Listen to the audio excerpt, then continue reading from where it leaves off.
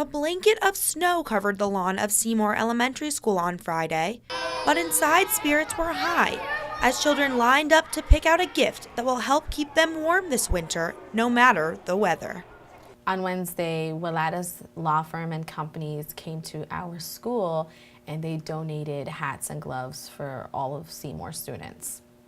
Since Wednesday, students from kindergartners to 8th graders have been coming into the cafeteria class by class to pick out a hat and a pair of gloves. Can this even fit me? Many of our students come to school and they don't have hats and gloves.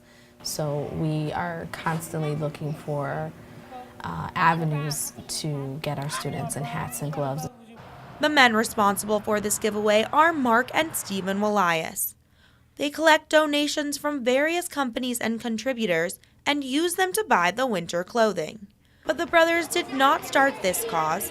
They took it over from their father, who started donating these winter items in 1997.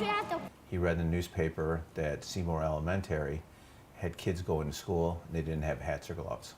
And the kids were coming in, they were cold, it affected their learning and affected how they acted during the day.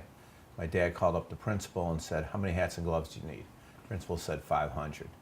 My dad said, "You'll have them tomorrow or the next day." Hangs up the phone. The principal turns around to his secretary and says, "No way, some crackpot just called me, he's gonna drop off 500 hats and gloves, never gonna happen."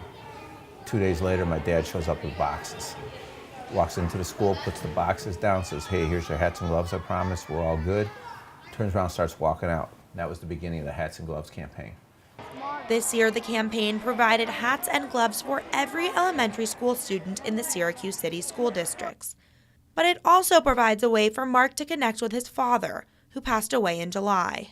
Right before we went to Seymour Elementary on Wednesday, when we delivered the hats and gloves, I stopped at the cemetery just to tell them what we were doing, etc. And I got a lot of texts and emails and phone calls from a lot of people in town that knew my dad that said he was definitely looking down that day with a big smile on his face. So that was worth everything. Looks like Mark's father isn't the only one with a smile. At Seymour Elementary School, I'm Monique Euster, NCC News.